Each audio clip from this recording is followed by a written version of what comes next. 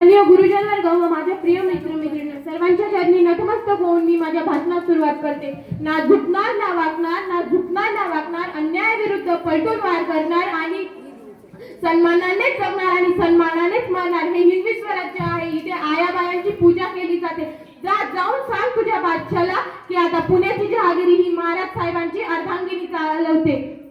नियतीचे मालक बना पण परिस्थितीचे गुलाम बनू नका. नियतीचे मालिक बना पण परिस्थितीचे गुलाम बनू नका. 12 जानेवारी 1598 रोजी बुलढाणा जिल्ह्यातील सिंदखेड राजा येथे राजमाता जिजाऊ यांचा जन्म झाला. अरे कोण होत्या राजमाता राष्ट्रमाता जिजाऊ? कोण होत्या माझ्या जिजाऊ?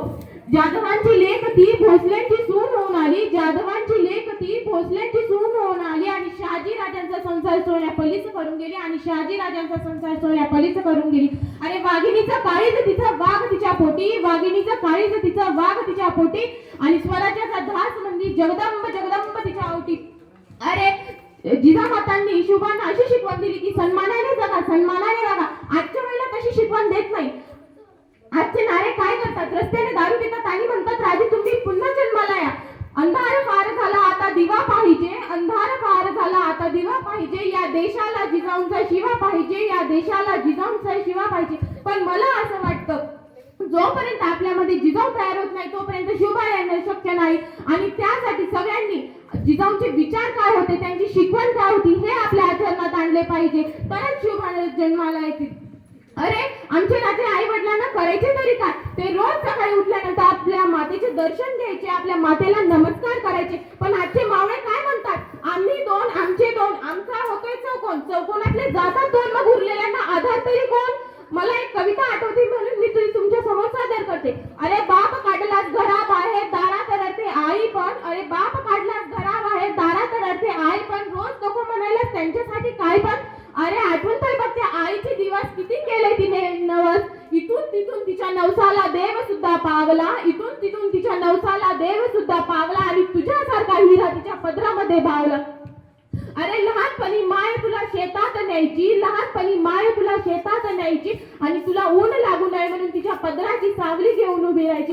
अरे तुला भूक लागल्यावर तू काय काय रडायचा, तुला भूक लागल्यावर तू काय काय रडायचा आणि तिचं दूध संपल्यावर तू तिचं रक्त सुद्धा ओढायचा.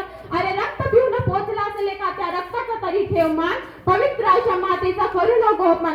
आता फक्त एक करते दारातल्या महिला घरात आण, किती दिवस जगणार एका झाडावर टिकलं पान. अरे तू गोड गोड खापण महिला शी भाकर तरी वाट, तू गोड गोड खापण महिला शी भाकर तरी वाट आणि भाकर वाटताना जर तुझी बायको आडवी आली ना तिला घराबाहेर काढ. अरे बायको जाणारच नाही, मी लिहून देते आणि बायको गेली ना तर मला लिहून दे, मी तुला दुसरी करून देते. तू आंधळा नाहीस पांगळा नाहीस तुझीच तुला नाही किंमत, तू आंधळा नाहीस पांगळा नाहीस तुझीच तुला नाही किंमत. आणि नवरा मायबापांना धाकर देतो म्हणून कोणत्याच बायकोत नसते कायम घर सोडून जाण्याची हिंमत. अरे मावळा असावा तरी कोणासारखा? मावळा असा होता आमच्या शिवाजी महाराजांच्या मावळ्यासारखा. एकदा एका युद्धामध्ये एका मावळ्याचे दोन्ही हात जातात आणि शिवाजी महाराज त्या मावळ्याला भेटायला त्याच्या झोपडीत जातात. तेव्हा तो मावळा काय रडू लागतो आणि शिवाजी महाराज म्हणतात तू मला वाटलं नव्हतं तू एवढा निर्दयी असशील, तू कशासाठी रडतोय? तुला तुझ्या परिवाराची चिंता आहे का? तुझ्या परिवारासाठी मी समर्थ आहे ना.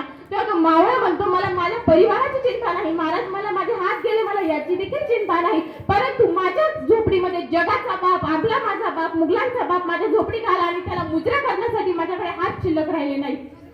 असा मावळा असावा. मुलगा व्हावा पुत्र व्हावा ऐसा ज्याचा तिन्ही लोकांमध्ये झेंडा असावा, असा पुत्र दे देवा, नाही तर आम्हाला पुत्र सुद्धा देऊ नको अशी प्रार्थना जिजाऊ मातेने देवाकडे केली पाहिजे. त्याच्याने सर्व चांगले मुलं आपल्या पुढे जन्माला येतील आणि आपल्या जीवनाचं सार्थक झाल्याशिवाय राहणार नाही. अहो असं म्हणतात आई वडील आपल्या घरात नुसते बसून जरी राहिले ना तरी 33 कोटी देव असल्याचा भास आपल्या घरात होत असतो.